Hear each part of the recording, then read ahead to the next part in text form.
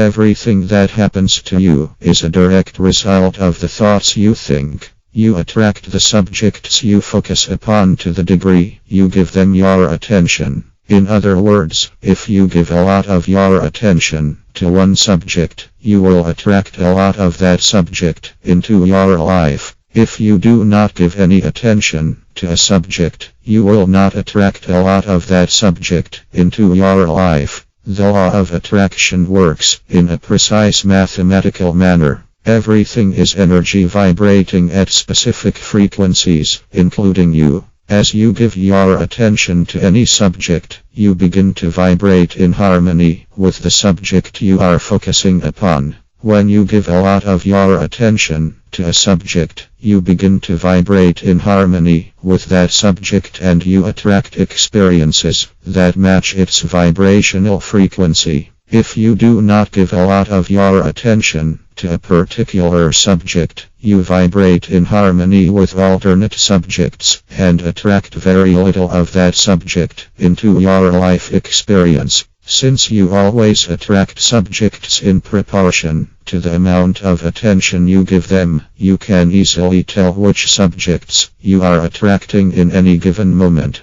If you have been giving your attention to a subject, but you are currently only attracting thoughts relating to that subject, you are at that moment in the earliest stage of the creation process. If you have been giving your attention to your desires for a while, and you are now experiencing small glimpses of your desires manifesting in your life experience, you are getting closer to the absolute manifestation of your desires. Once you start to give a lot of your attention to your desires, you will be vibrating in harmony with your desires to an even greater extent, and they will then likely manifest in your life experience. The speed at which manifestations appear in your life experience depends upon the thoughts you think. If half the thoughts you think match your desires, but then you spend the rest of your time thinking about that which you do not want, the absence of your desires, the resulting manifestations will likely be rather chaotic and unsatisfying.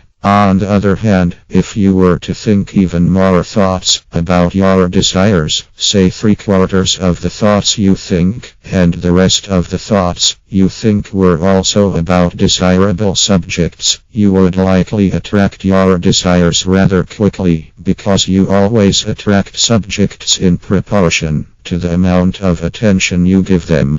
This can be very useful knowledge to have at your disposal, because with this information you can always see where you are in the creation process. As you start to give more of your attention to your desires, you will begin to see more of your desires appearing in your life experience. If you want the manifestation of your desires to appear even sooner, you can simply give even more of your attention to your desires, and you will attract experiences that are an even better match to your desires as a result. This process only works in a desirable manner if you are deliberately direct your attention towards your desires though. If you give 3/4 of your attention to your desires today, but then let your attention roam freely the next day, the attraction that exists between your desires and yourself will become weaker.